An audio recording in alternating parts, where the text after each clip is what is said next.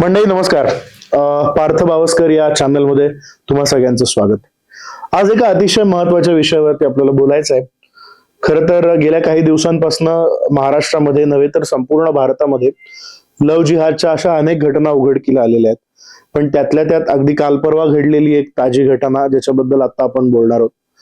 अकोल्यामध्ये एक सौंदर्य प्रसाधनांचं दुकान, म्हणजे जिथे गालाला लावायच्या पावडर पासून ते कपाळावर लावायच्या टिकलीपर्यंत अशा सगळ्या महिलांच्या वस्तू मिळतात. अशा दुकानातनं हजारो महिलांना फसवून त्यांना मुस्लिम धर्मात धर्मांतरित करण्याचा, अर्थात लव्ह जिहादचा प्रकार करण्याचा एक भयानक कट उघडकीला आलेला आहे. परी बिंदी हाऊस असं त्या अकोल्यामधल्या दुकानाचं नाव आहे आणि महाराष्ट्रामध्ये गेल्या कित्येक वर्षांपासून हा धर्मांतराचा प्रकार त्या दुकानाच्या नावाखाली सर्रास घडत होता.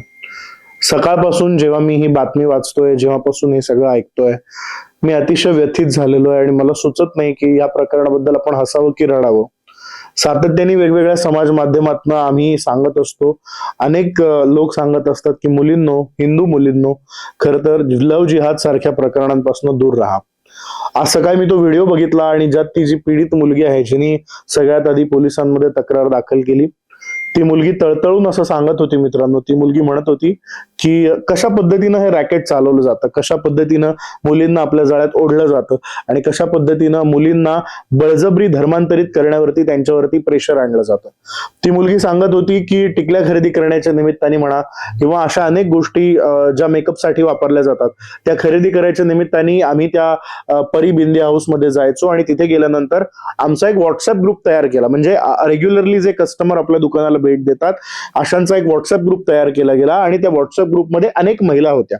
त्याच्यानंतर तिच्या असं लक्षात आलं की त्या ज्या हजारो महिला होत्या, त्या महिला जेव्हा त्या परी बिंदी हाऊस मध्ये काहीतरी आणण्यासाठी जायच्या तेव्हा त्यांना नको तिथे स्पर्श केला जायचा आणि तो स्पर्श बघून जर एखादी महिला विरोध करायला लागली तर तिला तो सीसीटीव्ही दाखवला जायचा की यातनं भलतंच काहीतरी घडेल आणि तुझे व्हिडिओज आम्ही व्हायरल करू. मला हे प्रकरण कुठेतरी एका वेगळ्या अँगलनी बघावं असं वाटतंय.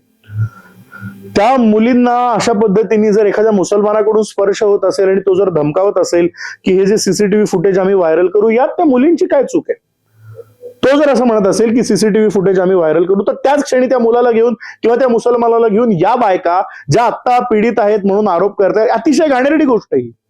त्यांनी खरं तर तेव्हाच जर त्या माणसाचा हात धरला असता आणि त्याला खेचून ओढत परपटत पोलीस स्टेशनमध्ये घेऊन गेल्या असत्या, तर आज या ज्या हजारो मुली आहेत त्या मुली धर्मांतरित होण्यापासून किंवा या सगळ्या लैंगिक अत्याचारापासून, लैंगिक छळापासून वाचल्या नसत्या का? आज ती मुलगी जी पीडित आहे ती 5 लाख रुपये त्या मुसलमानाच्या उरावर घातल्यानंतर पोलीस स्टेशन मध्ये जाते आणि तिला ती असं सांगते की अनेक वेळा त्यांनी माझ्याशी शारीरिक संबंध प्रस्थापित केले आणि शारीरिक संबंध प्रस्थापित करत असताना तो मला सातत्याने धमकी देत होता की मी तुझे व्हिडिओज व्हायरल करेल. अरे पण पहिल्यांदा जेव्हा त्या मुलांनी तुला चुकीचा स्पर्श केला तेव्हाच त्याला धडून ओरडत परपटत पोलीस स्टेशनमध्ये नेण्यापर्यंत हिंदू मुलींची मजल का जात नाही? 5 लाख रुपये आपल्या जीवावरचे, आपल्या खिशातले, आपल्या आईबापांनी कमावलेले आपण एखाद्या मुसलमान मुलावरती उधळून टाकतो आणि त्याच्यानंतर आपल्याला जाग येते. हा कुठला शंडपणा आहे? कुठे झोपलेत आमच्या मुली? किती मूर्खपणाची गोष्ट ही. तळतळून तळमळून आपल्या खिशात आपल्या आईबापांनी कमावलेले आपल्या कष्टाचे पैसे मुसलमान मुलांच्या घशामध्ये घालून स्वतःच चारित्र्य बदनाम करून स्वतःच शील धोक्यात आणून काय मिळवतो आहोत आपण? आणि मग नंतर ती मुलगी असं सांगते, त्या व्हिडिओमध्ये मी ऐकलं, ती असं म्हणते की त्यानंतर मला असं कळलं की त्याचे 4-5 मालक होते त्या परी बिंदी हाऊसचे, ते 4-5 मालक माझ्यासारख्या अशा हजारो मुलींच्या सहवासामध्ये होते. त्या ग्रुपच्या माध्यमातून माझ्या व्यतिरिक्त अशा अनेक मुली या सगळ्या धर्मांतरणाच्या प्रकारामध्ये भरडल्या गेलेल्या आहेत. गंमत ही आहे ना मित्रांनो, दुर्दैव हे आहे ना की मुसलमान लोक, हे जिहादी मनोवृत्तीचे लोक एकीकडे पैसा तर कमवत आहेत आणि त्या पैसा कमवण्याच्या माध्यमातून हिंदूंमधल्या बहुतांश मुलींना भ्रष्ट करतायत. त्यांच्या उरावरती हजारोंनी आमच्या मुली आंधळा विश्वास ठेवून पैसा ओतत चाललेल्या आहेत आणि स्वतःचं शील भ्रष्ट करून घेत चाललेल्या आहेत. मला तमाम पालकांना प्रश्न विचारायचा आहे, पालकांनो, आपली मुलगी कुठे जाते? 7-7, 8-8 वेळेला जर तो मुसलमान मुलगा त्या मुलीवरती बलात्कार करत असेल आणि 5-5 लाख रुपये जर ती त्याच्या उरावर घालत असेल, तर आईबापांचं लक्ष कुठे आहे? कुटुंब व्यवस्था ज्याला आपण म्हणतो, आपली मुलगी कुठे जाते, काय करते? अगदी तिच्यावर पाळत ठेवा असं मी म्हणत नाही, पण ती योग्य माणसांना भेटते ना? तिची मित्रमंडळी कुठल्या काय लायकीची आहे, ती कोणासोबत उठते बसते, याची शहानिशा करणं पालक पिढीचं काम नाहीये का? आपण आपल्या मुलींना स्वातंत्र्य देतो आहोत की एका भयानक स्वैराचारी विळख्यामध्ये त्यांना अडकवतो आहोत? आपल्या मनात कधी याच्याबद्दलच्या भावना जागृत होणार? आज त्या बिंदिया हाऊसला बुलडोझरनी काय म्हणतात पाडून टाकलेलं, हे सगळं होत राहिलो, हे सगळं होत राहील. पण त्या मुसलमानांनी त्या मुलींची जी अब्रू चव्हाट्यावरती आणलेली आहे, त्यांना जे भ्रष्ट करून सोडलेलं आहे आणि स्वतः त्यांचा जो उपभोग घेतलेला आहे, त्या गोष्टी परत येणार आहेत का मला सांगा. दुर्दैव हे आहे मित्रांनो की त्या पुन्हा त्यांचा स्वाभिमान, इतर सगळे लोक त्यांना कशा पद्धतीने स्वीकारणार आहेत? त्यांच्या घरच्यांना तरी काय वाटत असेल? त्या जन्मदात्या आईला, त्या जन्मदात्या बापाला आपल्या मुलीसोबत असं घडल्यानंतर काय वाटत असेल? फार भयानक विषण्ण अवस्थेतनं आज माझा दिवस गेला आणि मला सहन झालं नाही.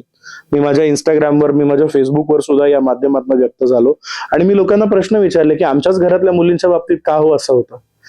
आमच्या घरातल्या मुलींना कधी त्यांचा धर्म का शिकवला जात नाही? आमच्या घरातल्या मुलींना टिकली लाव असं सांगितलं की कधी कधी राग येतो, पण त्याच आमच्या घरातली मुलगी एखाद्या अब्दुल सोबत पळून जाते, एखाद्या अब्दुल सोबत लैंगिक संबंध प्रस्थापित करते, तेव्हा काहीच वाटत नाही आमच्या घरातल्या मुलींना. कुठल्या दिशेनं समाज म्हणून चाललेलो होता. पण अशाच आमच्या घरातल्या, मला आठवण झाली त्या समर्थ रामदासांच्या शब्दांची. त्यांनी लिहिलं होतं ना, किती गुजरिणी ब्राह्मणी भ्रष्ट विल्या, किती शामुखी जाहजी फाकविल्या, किती एक देशांतरी त्या विकिल्या, किती सुंदरा हाल हो निमिल्या. हे जे रामदासांनी तेव्हा शिवाजी महाराजांच्या आधीच्या काळामध्ये लिहून ठेवलेलं होतं मित्रांनो, त्या 700-800 वर्षांच्या मुसलमानी आक्रमणामध्ये त्या स्त्रिया भरडल्या गेल्या. स्वातंत्र्यानंतरच्या 78 वर्षांमध्ये सुद्धा जर आपल्या हिंदू मुलींची अशीच परिस्थिती असेल आणि गुप्तपणे जर सातत्याने त्यांच्याबद्दल हे घडत असेल तर याच्याबद्दल आपण आवाज उठवणार आहोत का? आपण आपल्या मुलीला, बाई ग तू हिंदू आहेस, तुला अमुक अमुक तत्व जपायचे आहेस, तू मुलगी आहेस म्हणजे तुला काय गोष्टी पाळायच्या आहेत, याबद्दल घरात कधीतरी आपल्या आई वडिलांनी, त्या पालकांनी त्या मुलींना बाजूला बसवून, जवळ बसवून सांगितलंय का? जरी तुझ्याबद्दल अशा पद्धतीने जर एखाद्या विकृत मुसलमानांनी तुला स्पर्श करून फसवण्याचा प्रयत्न केला तर त्याला भुलून न जाता, त्याच्यावरती पैशाची उधळपट्टी न करता तू आमच्यापाशी व्यक्त हो, तू आम्हाला घाबरू नकोस, इतपत वातावरण आपण घरामध्ये तयार करतो आहोत का? कुठल्या दिशेला आपण समाज म्हणून जातो? असे अनेक प्रश्न आज माझ्या मनात आहेत. आणि म्हणून या लव्ह जिहादच्या मुद्द्यावरती तुम्हाला जास्तीत जास्त गोष्टी सांगण्याचा आणि या प्रकरणावरती जाग करण्याचा, त्याच्यासाठीचा हा व्हिडिओ केलेला आहे. कदाचित आज महाराष्ट्रातल्या अकोल्यासारख्या ठिकाणी जर एका मुलीवरती असं होत असेल आणि ती मुलगी इतक्या दिवसांनंतर 5 लाख रुपये उधळल्यानंतर जर व्यक्त होत असेल, तर मला सांगा आपल्या अवतीभोवती अशा किती अबोल मुली आहेत, अशा किती मुली आहेत की ज्यांच्याबद्दल हे घडत असेल? कदाचित तुमच्या शेजारी, कदाचित तुमच्या समोर, कदाचित तुमच्या वसाहतीमध्ये अशा अनेक मुली असतील की ज्यांच्या सोबत हे घडतंय, पण त्या व्यक्त होत नाहीयेत, पण त्या हे सहन करतायत. त्या काय त्या तमाम मुलींना मला विचारायचंय की काय तुम्ही सहन करताय? असा कोण देखणा अब्दुल तुम्हाला त्या मुसलमान समाजामध्ये दिसतोय जो तुम्हाला हिंदूंमध्ये मिळणार नाहीये? काय मूर्खपणा आहे? कुठल्या दिशेला समाज म्हणून आपण चाललेलो आहोत? आणि या सगळ्याचा शोध घेताना आणखी 5 ते 6 केसेस लव्ह जिहादच्या बद्दलच्या गेल्या 2 महिन्यातल्या उत्तर प्रदेशातल्या आणि महाराष्ट्रातल्या समोर आलेल्या आहेत. त्याबद्दल आपल्याला बोलायचंय. हा पहिला भाग आता जो मी केला या व्हिडिओचा, त्या पहिल्या भागामध्ये आपण ह्या अकोल्याच्या केस बद्दल बोललो आणि आता खरं तर तीव्र प्रतिक्रिया उमटायला हव्यात की महाराष्ट्रात असे प्रकार घडतात आणि ठिकठिकाणी त्या मुसलमानांबद्दल काहीही बोललं जात नाही. पुरोगामी कंपू ज्यांच्याबद्दल मी नेहमी बोलतो, कुठे आहे पुरोगामी कंपू? कुठे जी सगळी मंडळी की दहशतवादाला धर्म नसतो, आणि कुठे जी सगळी मंडळी छे लँड जिहाद आणि लव्ह जिहाद असं काही असतं का? असं मंडळी सगळी गप्प आहेत, कारण हिंदू मुली शिकार झालेल्या आहेत. जोपर्यंत माझ्या उंबरठ्यापर्यंत एखादी दहशत येऊन पोहोचत नाही, माझ्या घरात जोपर्यंत एखादा गुन्हा येऊन पोहोचत नाही, तोपर्यंत मी त्याच्यावर व्यक्तच व्हायचं नाही असं तमाम हिंदूंनी ठरवून टाकलेलं आहे का? अकोल्यात जो प्रकार झाला त्यापासून जर आपल्याला वाचायचं असेल, जर हे लव्ह जिहादचे प्रकरण थांबवायचे असतील, तर आपल्या हिंदूंना हिंदुत्व म्हणजे काय, आपल्या हिंदू मुलींना त्या हिंदू आहेत म्हणजे नेमकं कोण आहे, त्यांनी स्वसंरक्षणासाठी काय केलं पाहिजे हे तळमळून सांगण्याची आवश्यकता आहे. अशा 4 ते 5 घटना गेल्या 2 ते 3 महिन्यांमध्ये घडलेल्या आहेत मित्रांनो. त्याबद्दल मी सविस्तरपणे तुमच्याशी बोलणार आहे. पण आज अकोल्यात जे घडलं त्याचा आपण सगळ्यांनी मिळून तीव्रतेनं निषेध केला पाहिजे आणि तमाम हिंदू मुलींना याची जाणीव करून दिली पाहिजे की मुलींनो, तुम्ही तुमचं स्वत्व जपायला शिका. आपल्या मुलींना आपला धर्म आणि आपलं स्वत्व शिकवणं ही काळाची गरज झालेली आहे. त्यामुळे तमाम पालकांनी आपल्या मुलींना हा व्हिडिओ दाखवा. त्यांच्यावरती लैंगिक अत्याचार झाले म्हणून किंवा त्यांचे 5 लाख रुपये गेले म्हणून नाही, त्या इस्लामच्या माध्यमातून जर खरंच धर्मांतरित झाले असतील तर पुढे त्यांना किती भयानक गोष्टींना सामोरं जायचं याचे परिणाम त्यांच्या समोर आणून द्या. काय वाटतं तुम्हाला या सगळ्या प्रकरणाबद्दल? कमेंट बॉक्समध्ये व्यक्त व्हा आणि आपल्या घरातल्या प्रत्येक मुलीला माझे हे शब्द ऐकवा आणि तिला तळमळीने सांगा की बाई, तू जर अशा कुठल्या अग्निदेव्यातून जात असशील, तुझ्या बाबतीत जर काही असं घडत असेल तर मोकळेपणाने आमच्याशी बोल. आम्ही तुझ्या सोबत आहोत. आम्ही त्या नराधमांना धडा शिकू, पण हे सहन करू नका. जगाच्या पाठीवरती आपला एकमेव हिंदू धर्म आहे ज्याच्यातनं सातत्याने कन्व्हर्ज. मला सांगा ना, एक केस दाखवा की एक ख्रिश्चन मुलगी हिंदू पुन्हा झाली, एक हिंदू मुलगा ख्रिश्चन मुलीच्या मागे लागला आणि त्यांनी पुन्हा तिला प्रेमाच्या जाळ्यात ओढून हिंदू करून घेतलं. एक हिंदू मुलगा एका मुसलमान मुलीच्या मागे लागला आणि हिंदू जिहाद वगैरे काय असं म्हणून त्या मुस्लिम मुलीला हिंदूंमध्ये कन्व्हर्ट करून घेतला. असा एक प्रकार मला दाखवा ना मित्रांनो.